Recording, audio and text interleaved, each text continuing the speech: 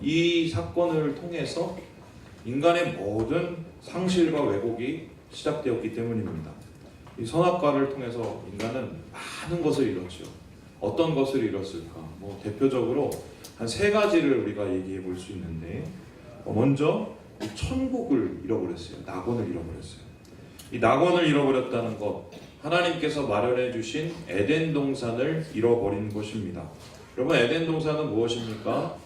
걱정이 필요 없는 곳, 가만히 있어도 하나님이 다 채워주시는 곳, 하나님이 모든 것을 준비해 주시는 곳이 바로 에덴 동산이었습니다.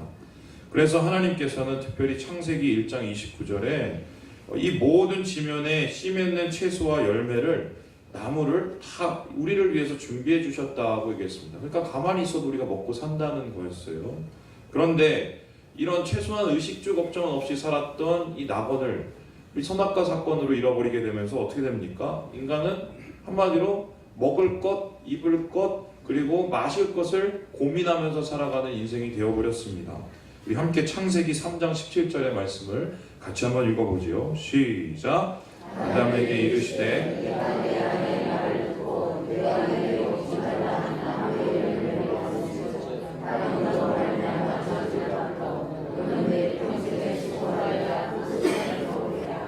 우리가 자주 하는 말 중, 아유 내가 먹고 살려고 이 짓을 하지. 그게 바로 이때부터 시작이 된 거예요.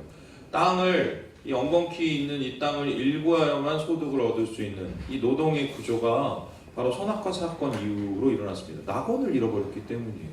두 번째 우리가 잃어버린 것은 무엇입니까? 주인을 잃어버렸습니다. 여러분, 우리는 피조물이에요. 피조물이라는 것은 창조를 받았다는 것입니다. 그렇다면은 우리를 창조하신 분은 바로 하나님이십니다. 그래서 하나님은 우리의 주인이시고 모든 만물을 창조하신 모든 만물의 주인이십니다. 그런데 인간은 하나님이 우리의 주인 되심을 거부하였습니다. 그것은 무엇이냐? 이 뱀의 한마디 말 때문에 유혹되었기 때문입니다. 우리 함께 창세기 3장 5절의 말씀을 함께 읽어보지요. 시작. 너희가 그것을 먹는 날에는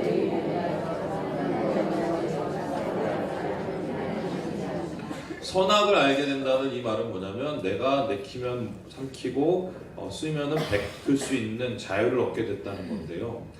이러한 사단의 유혹에 넘어갔을 때 아담은 이제 내 삶은 내 거구나 라고 생각을 했습니다. 하지만 여러분 생각을 해보세요. 자기가 자신의 삶의 주인이 된다는 것은, 하나님이 주인 되심을 내가 버렸다는 것은, 내가 그러한 권리를 누림과 동시에 무엇이 따릅니까? 책임이 따른다는 거예요. 그래서 우리의 삶을 주관하고 우리의 삶을 살아야 되는 모든 것을 우리가 스스로 책임져야 된다는 것입니다. 그런데 만물을 창조하신 하나님께서 감당하실 수 있는 힘을 주셔야 살 수 있는 인생이었는데, 이 한낱 피조물이 자기의 인생의 주인이 되어서 자기뿐만 아니라 다른 가족과 모든 주위에 있는 것까지 챙겨야 되니, 이건 능력 이상의 것이 되어버리는 것입니다.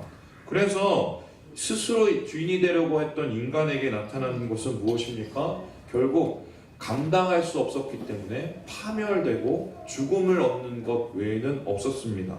여러분, 이 사탄이 아담을 어떻게 깨웠냐면, 너는 결코 죽지 아니하리라 라고 얘기를 했어요. 그런데 이 죽지 아니라고 얘기한 이 약속과 달리 인간은 죽었습니다. 심지어 처음 인간인 아담은 자신의 아들들을 낳았어요.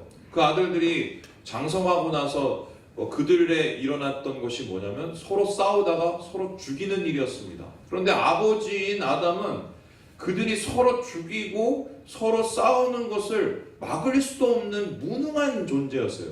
그만큼 주인을 잃어버린 인간에게 나타난 이 모습들, 바로 우리는 나약한 인생의 주인이 되어서 모든 것을 파멸로 이끄는 결과가 일어났다는 것입니다. 우리가 선악과 사건 이후에 잃어버린 마지막 것은 무엇이냐? 목적을 잃어버렸어요. 목적을. 여러분, 요즘에 모든 사람들의 목적은 무엇입니까? 뭐예요? 왜 우리가 일을 하고, 왜 우리가 여러 가지 창조를 하고 또 직업을 갖는 이유가 뭐예요? 처음부터 끝까지 다 돈이에요. 돈.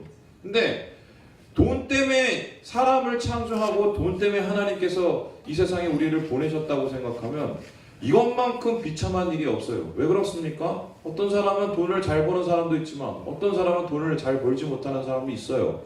풍부한 사람도 있지만 부족한 사람도 있습니다. 그러면 돈이 목적이 된다는 것은 인생과 성공과 실패가 여기에 대해서 좌우하는 것인데, 한낱 이 몇 푼의 돈 가지고 사람의 인생이 결정난다는 이것 자체가 여러분 말이 안 되는 거예요. 하나님께서는 원래 우리를 창조하셨을 때 최소한 이런 모습으로 창조하진 않으셨습니다. 하나님이 우리를 창조하실 때 이렇게 얘기하셨어요. 창세기 1장 28절의 말씀을 같이 한번 읽어보시죠. 시작. 하나님이 그들에게 복을 주시며 하나님이 그들에게 이르시되 생육하고 번성하여 땅에 충만하라.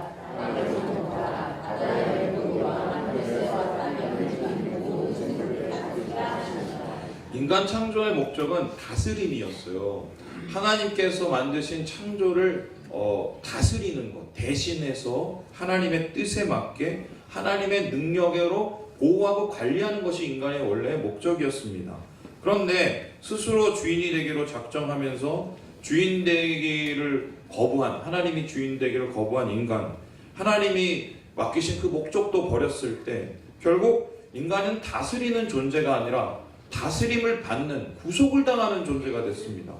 무엇에 구속을 당합니까? 물질, 자연, 하나님이 만드신 창조, 심지어는 사람과 사람이 서로를 구속하게 됩니다. 여러분, 한 세대가 가지 않아서 라멕이라는 아담의 자손이 태어났는데, 그 사람이 자기를 가리켜서 뭐냐면 가인에게 벌이 7배로 줬으면 나는 77배나 줬다, 이 소리예요. 한마디로 뭐냐면 나 한 대 때리면 내가 77대 때린다는 소리인데, 그 소리는 뭐냐면 다 내 밑에서 알아서 해, 알아서 기어. 그때부터 한마디로 이 구속과 정복의 이 역사가 시작된 거예요. 그러면서 삶의 목적을 잃어버린 인간은 구속받고 얽매이고 그리고 탐욕으로 우리의 마음을 물들게 하는 엉망인 인생이 되어버린 것입니다. 천국을 잃어버리고 주인을 잃어버리고 목적을 잃어버린 인간이 경험하는 오늘의 가장 큰 고통, 여러분, 저는 여기에 대해서 분명히 얘기할 수 있는데 다름 아니라 걱정과 염려라고 생각을 합니다. 왜냐하면은 이 선악과 사건으로 인간은 이 100년도 살지 못하는 인간이 1000년의 고민과 문제를 안고 살게 되었어요. 산상수훈을 통해서 예수님께서 말씀하시는 결론도 뭐냐면, 우리가 이렇게 망가진 인생 다시 회복한다는 것은 염려하지 않는 인생 살게 된다는 것입니다. 염려하지 말고 하나님의 백성답게 살아가는 인생 회복하자는 게 주님의 산상수훈의 결론이었습니다. 이거 목사님 잘 모르시는 일이죠. 얼마나 걱정해야 될 일이 많은데요. 얼마나 염려해야 될 일이 많은데요. 이제 당장 안 하면 안 돌아가는 일이 얼마나 많은데요.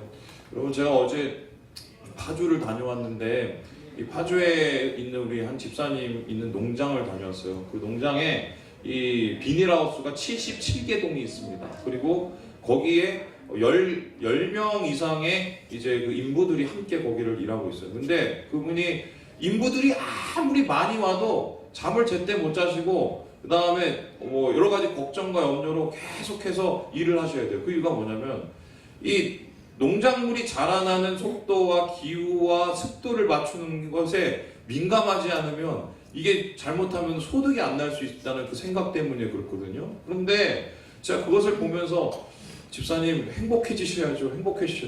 근데 말을 그렇게 하면서도 저러시면서 또 잠을 못 주무시겠지. 그래서 이거 어떻게 도와드려야 되나 이런 생각을 하면서 어제 돌아왔어요. 여러분, 어떻게 보면 염려와 걱정은 어떻게 우리 인생의 당연한 결론이지요. 하지만 예수님께서 이렇게 비현실적인 요구를 우리에게 하시는 이유가 뭘까요? 예수님도 가난해 봤어요. 예수님도 힘들어 봤어요. 예수님도 어려워 봤어요. 심지어 30년 동안 소년가장으로 지내면서 적지 않은 가족들 부양하면서 노동자로 사셨다고요. 그럼에도 불구하고 예수님께서 염려하지 말라고 하는 이유는 염려가 우리 인생에 전혀 도움이 될 게 아무것도 없기 때문이에요. 오히려 하나님이 주시는 은혜와 구원을 갉아먹는 영혼의 질병이기 때문입니다. 그래서 오늘 예수님께서는 염려하지 말라고 계속 명령하시면서 우리에게 그 이유들을 하나씩 설명하고 있습니다. 저는 이 이유를 한 3가지로 정리해 봤는데요. 첫 번째, 우리가 염려하지 말아야 될 이유가 무엇인가? 바로 염려가 낭비이기 때문이에요. 낭비이기 때문에. 우리 함께 27절의 말씀을 같이 한번 읽어보죠. 27절입니다. 시작. 너희 중에 누가 염려함으로 길을 한 자라도 더 할 수 있겠느냐. 이 말씀 보면서 그래 아무리 염려해도 내가 1cm라도 크겠냐 이렇게 생각하실 수 있는데 키 작은 서름에 대해서 얘기하시는 게 아니라 여기에서 말하는 키라는 이 단어가 목숨과 생명을 뜻하는 거예요. 그래서 이 원어적인 의미를 따져보면 아무리 고민하고 걱정하고 염려를 해도 우리가 한순간 한 분을 더 살 수 없다는 소리입니다. 왜냐하면은 이 염려는 무익하고 우리의 생명에 단 한 시간도 연장할 수 없는 능력이 없기 때문이에요. 어릴 적 어르신들이 자주 하던 말이 있어요. 뭐냐면 야 땅을 파봐라 10원 한 장이 나오라. 얘기 들으셨죠? 돈 귀한 줄 알라는 어른들의 얘기였는데요. 요즘에 인터넷에 돌고 있는 사진 한 장이 있습니다. 바로 이 사진인데요. 어떤 분이 땅을 파다가 10원을 발견했어요. 여러분 땅을 파도 10원이 나올 수 있어요. 땅을 파도 10원이 나올 수 있어요. 하지만 염려는 100번을 해도 생산적이지 못합니다. 아무것도 나오질 않아요.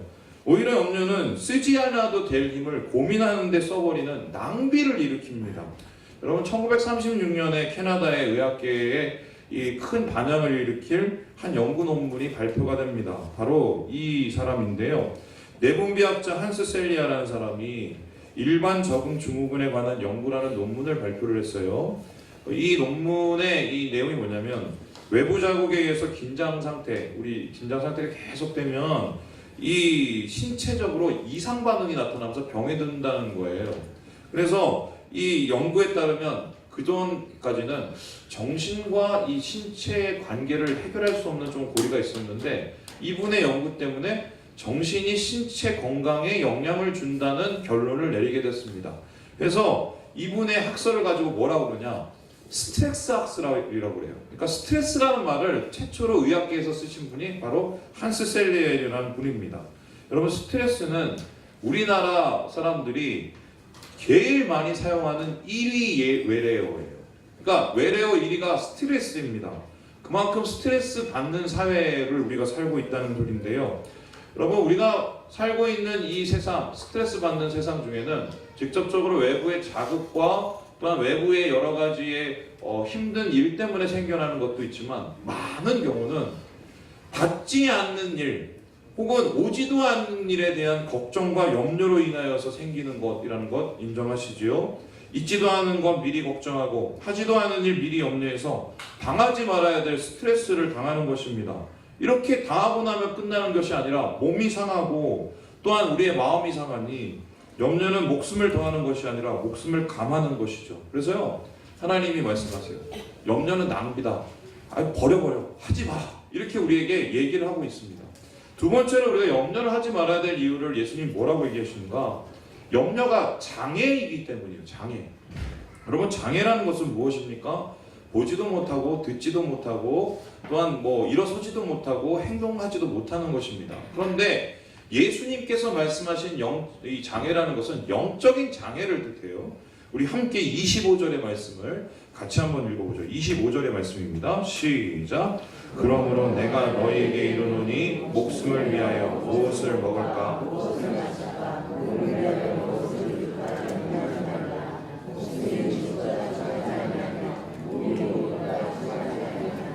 여러분 염려가 장애가 되는 이유가 무엇이냐면요. 마음이 혼란스러워지기 때문이에요. 여기서 염려라는 단어가 메림나오인데 이 메림나오라는 이 동사의 어원이 뭐냐면 나뉘다예요. 그러니까 마음이 나뉘어지는 게 염려입니다. 우리의 마음은 성령이 주관하시고 하나님이 계시는 곳인데 이 마음이 다른 일로 먹을 것, 입을 것, 마실 것, 살 것 이런 여러 가지 일로 나뉘어져 있으니 하나님께서 이 마음 가운데 주님의 은혜를 비추실 만한 여유가 생기지가 않는 것입니다. 그래서요 염려는 마음을 나누게 함으로 하나님이 우리를 향한 사랑, 하나님이 우리를 향한 은혜, 하나님이 우리를 향하신 그 역사를 보지 못하게 만들어요. 예수님께서는 이렇게 염려 가운데 빠져서 장애 가운데 주님의 은혜를 바라보지 못하는 우리들을 위해서 이렇게 얘기했어요. 봐라, 좀 눈을 열어서 봐라. 하나님의 창조를 좀 보고 깨달아라. 이렇게 얘기하고 있습니다. 드레핀 백합화 봐라.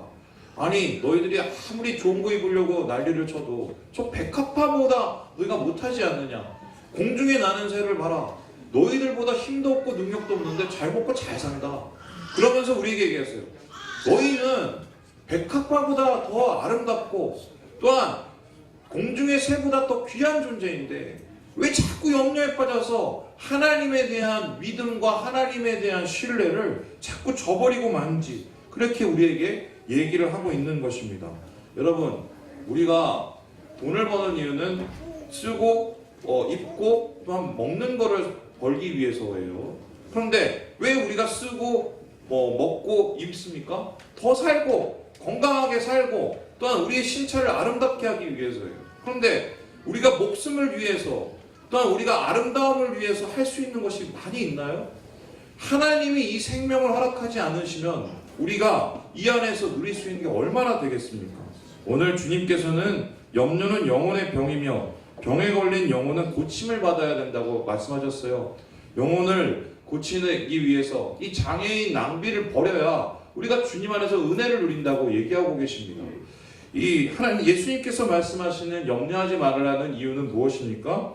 염려가 바로 불신이기 때문입니다. 여러분, 불신이라는 말은 믿지 않는다, 믿음이 아니라는 거예요. 그러면 믿음이 아니라는 말은 무엇이냐? 다른 것을 믿고 있다는 소리입니다. 그러면 우리는 무엇을 도대체 믿고 있느냐? 우리 함께 32절의 말씀을 같이 한번 읽어보죠. 32절입니다. 시작. 이는 다 이방인들이 구하는 것이라. 예수님은 염려하는 사람들에 대해서 평가를 어떻게 하셨냐면 믿음이 작은 자들아 20절에 30절에 이렇게 얘기하시고요. 이방인들 같은 사람들아 이렇게 얘기하고 있어요. 한마디로 믿음이 작거나 없거나 하나님을 믿지 못하고 다른 것 믿는다는 것입니다. 자, 우리가 마음에 손을 얹고 한번 생각을 해보지요. 우리가 이 세상 살아가면서 하나님 말고 제일 의지하고 제일 신뢰하고 제일 붙잡고 사는 게 뭐죠? 왜 대답을 못하세요? 뭐예요? 돈이죠, 돈. 여러분, 돈은 수단이지 목적이 아니에요. 돈은 그냥 기호일 수는 있으나 신앙이 아닙니다. 근데 우리는 어느새인가 돈을 목적으로 삼고 신앙으로 삼아가고 있어요. 그럼 여러분께 제가 한번 질문을 해보겠습니다. 옛날에 드라마 대사였는데요. 얼마면 되겠니? 얼마면 되겠니? 우리가 얼마나 더 벌면은 염려와 걱정과 이 돈에 대한 것을 내려놓을 수 있을까요? 400만 원? 500만 원? 1000만 원? 정말 그럴까요? 여러분, 이번에 한국의 이 사태를 보면서 제가 느끼는 씁쓸함이 뭐예요? 우리나라에서 제일 돈 많은 사람에 속하는 그 대기업 회장, 그 돈을 지키려고 말도 안 되는 일을 하고 정부와 손을 잡고 거짓을 만드는 이 사건들을 보세요. 아무리 돈이 많아도 끝이 없는 거예요. 끝이 없는 거예요. 그래서 쇼펜하우어라는 이런 학자가 돈에 대해서 어떻게 평가를 했냐면요. 이렇게 얘기를 했어요. 돈은 바닷물과 같다. 그것을 마시면 마실수록 목이 말라진다. 여러분, 끝도 없는 이 돈의 유혹에 빠지면 우리의 인생에 진짜 중요한 가치를 놓치게 됩니다. 그래서 하나님에 대한 신뢰를 놓치고 하나님에 대한 의지를 놓치게 돼요.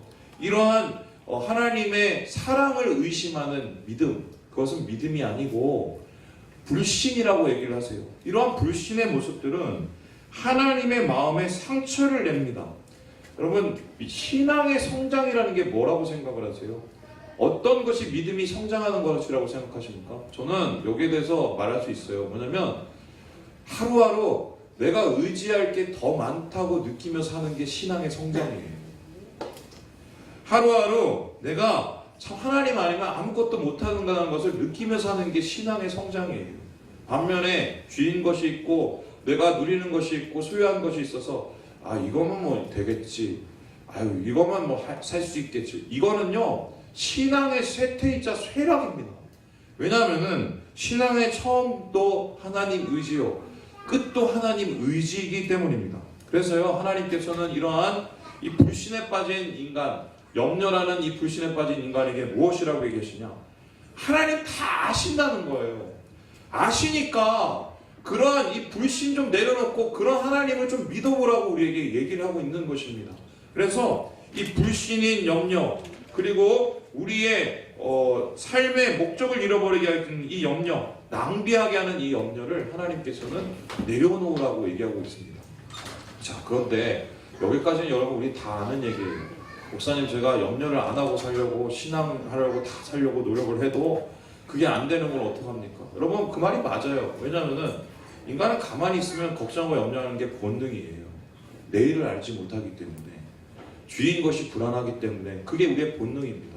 그래서 오늘 예수님께서는 단순히 염려하지 말라고 얘기하지 않으시고 염려를 이길 방법을 우리에게 소개하고 계세요. 그러면 염려와 그 걱정을 이길 수 있는 방법이 무엇인가? 우리 함께 33절의 말씀을 같이 한번 읽어보죠. 33절의 말씀입니다. 시작. 그런즉 너희는 먼저 그의 나라와 그의 의를 구하라. 그리하면 이 모든 것을 너희에게 더하시리라. 여러분, 우리가 제일 좋아하는 말씀이자 제일 싫어하는 말씀이에요. 왜냐하면 우리 요 반대를 좋아합니다. 하나님께서 이 모든 것을 더하시면 하나님의 나라와 의를 구하겠습니다. 이게 이제 우리의 태도인데, 하나님은 반대로 아니다. 하나님 나라 먼저 구해야 이 모든 것 더해주겠다 얘기합니다. 가끔 이제 성도들이나 혹은 예수 잘 못 믿는 분들이 저한테 와서 이런 얘기하세요. 목사님, 이번에 요것만 해결되면, 이번에 요거 대박만 터지면 제가 교회 열심히 다닙니다. 신앙 열심히 믿습니다. 여러분, 그분 죽을 때까지 못 믿어요. 제가 확신하는데 그 자기가 추구하는 것들이 다 깨져야 그때 믿어요. 여러 봤어요, 제가. 왜냐하면 신앙이라는 것은 우리가 하나님의 나라와 의를 먼저 구하는 것이기 때문입니다. 그래서 염려를 이기는 방법, 우리가 불신을 이기는 방법은 도대체 무엇이냐? 하나님 나라와 의를 구한다. 그것도 먼저 끊임없이 계속해서 구하는 것이 우리가 염려로부터 자유해지는 방법이라는 것입니다. 그렇다면 하나님 나라를 구하는 것 도대체 무엇인가? 이게 되게 추상적이잖아요. 하나님 나라, 하나님이 계시는 곳, 하나님이 다스리시는 곳, 하나님의 의, 하나님의 뜻을 구하는 것. 아, 그러면 오늘의 삶 속에서 하나님의 다스림을 받고 하나님의 뜻을 구하면서 살아가라는 소린가? 이렇게 하는데 이게 막 피부로 와닿진 않아요. 그죠? 제가 그래서 어제 이 말씀을 준비하면서 하나님께 기도를 했어요. 하나님, 이 염려를 이기기 위해서 하나님 나라와 의를 구하는 이거를 어떻게 설명을 해야 됩니까? 어떻게 이 부분을 해서 우리가 염려로부터 자유해질 수 있을까요? 이렇게 기도를 했는데요. 하나님께서 말씀 한 구절을 생각나게 하셨어요. 우리 함께 고린도전서 우리 13장의 말씀을 같이 한번 읽어보겠습니다. 한번 같이 읽어보죠. 시작. 그런즉 믿음, 소망, 사랑 이 세 가지는 항상 있을 것인데 그 중에 제일은 사랑입니다. 여러분, 이 바울은 고린도전서 13장에서 이 세상의 모든 것이 다 언젠가는 사라진다고 얘기했습니다. 심지어 우리가 신령하게 여기고 간절하게 바라는 이 영적인 은사들, 예언하고 방언하고 사람 고치고 하늘의 지식을 선포하는 이 모든 것도 이 마지막 때가 오기 전에 다 사라진다고 얘기를 했어요. 그러니까 영적인 은혜가 말라가는 시대가 점점 도래하게 될 겁니다. 그런데 그 도래하게 되는 이 영적인 마름의 시기에 그럼에도 불구하고 메마르지 않고 끝까지 남아있는 세 가지가 있다고 얘기를 했어요. 그걸 뭐라고 얘기합니까? 믿음이며, 그 다음에 소망이며, 사랑이라고 얘기합니다. 그러니까 우리가 인생 속에서 하나님의 뜻을 구하고 하나님의 나라를 구한다는 것은 변치 않고 영원한 것을 구하는 것인데, 하나님을 믿는 믿음과 또한 천국을 소망하는 이 소망과 또한 하나님을 사랑하고 영혼을 사랑하는 이 사랑이 마지막 때까지 우리가 붙잡아야 될 최고의 가치, 먼저 끊임없이 구해야 될 가치라고 얘기하고 있습니다. 그런데 바울은 여기서 끝나는 것이 아니라 믿음과 소망과 사랑 중에 제일 최고가 뭐라고 얘기하고 있습니까? 사랑이라고 얘기했어요. 그러면 우리가 염려를 이기고 불신을 이기고 우리 가운데 이 장애를 이기고 하나님의 뜻을 이루기 위해서 우리가 모든 것을 다 포기해도 붙잡아야 될 한 가지를 뽑는다면 그게 뭐겠어요? 사랑이에요. 그러니까 우리가 염려를 이기는 방법은 사랑에 모든 것을 투자하고 매진하는 것 외에는 없다는 겁니다. 지난주에 저희 어머니가 이 수술을 들어가셨어요. 원래 이 의사 선생님이 2시간이면 된다고 하셨는데 3시간 반이 지나도 안 나오셨습니다. 근데 저희 어머님 앞에 연세가 83세 넘으신 할머니가 들어가셨어요. 그래서 수술을 먼저 5분 먼저 받으셨습니다.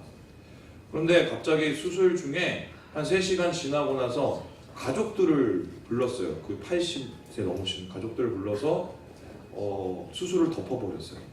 그리고 앰뷸런스가 실려갔어요. 돌아가신 거예요. 마음이 더 조급해진 거예요. 어머니가 안 나오시니까. 그러면서 하나님 앞에 기도를 했어요. 하나님, 주님의 뜻에 맡깁니다. 하나님 뜻에 맡깁니다. 그리고 나서 3시간 반이 넘어서 어머님이 깨어나셨어요. 나오셨어요. 그래서 그 나오는 것을 보고 이제 의사 선생님이 우리한테 설명을 해줬어요. 뭐라고 설명했냐면, 이게 혈관에 너무 붙어있는 이 암세포 조직을 다 떼어내지 못했는데, 이건 추후에 이제 다른 치료를 통해서 해결해야 될 것 같다고 얘기를 하시더라고요. 마음에 좀 뭔가 깨림칙하면서 이게 완전히 좀 해결됐으면 좋았을 걸 하면서 이게 좀 이렇게 마음이 좀 그랬어요. 근데 이제 어머니가 한 몇 시간 지나고 나셔서 깨어났는데, 기도하면서 마음속에서 그런 생각이 들었어요. 그래서 어머니에게 손을 붙잡고 제가 그랬어요.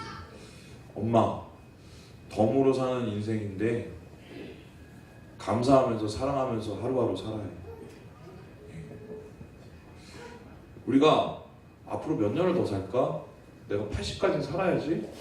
이렇게 생각하면 고민하고 살아요. 염려에 빠져 살아요. 그런데 하나님께서 오늘 하루를 열어주신 것에 대한 감사와 은혜가 있으면 하루하루의 삶이 사랑하기에도 바빠요. 여러분, 이거 잘 아시죠? 소포클레스라는 사람이 이런 얘기를 했어요. 내가 헛되이 보낸 오늘은 어제 죽어간 이들이 그토록 바라던 내일이다. 여러분, 걱정과 염려로 낭비를 하지 않고 살았으면 좋겠어요. 사랑하며 살기도 바빠요. 힘들고. 하나님 앞에 허락하신 오늘을 사랑으로 채우며 사는 것이 먼저 그 나라와 그 의를 구하는 것이며, 걱정과 염려와 싸우고 몸부림치는 것이라고 주님이 오늘 우리에게 말씀하고 계십니다. 여러분, 더욱 사랑하도록, 더욱 감사하도록 우리가 하나님 앞에 나아갔으면 좋겠어요. 이렇게 감사하며 사랑하려는 이 사람을 하나님께서 축복해 주시지 않겠습니까? 주님께서 주시는 사랑으로 이루는 하나님 나라 바라보시면서 주님 안에서 그 나라와 그 의를 이루시는 모든 성도들 되시길 주님의 이름으로 축원합니다. 기도하겠습니다.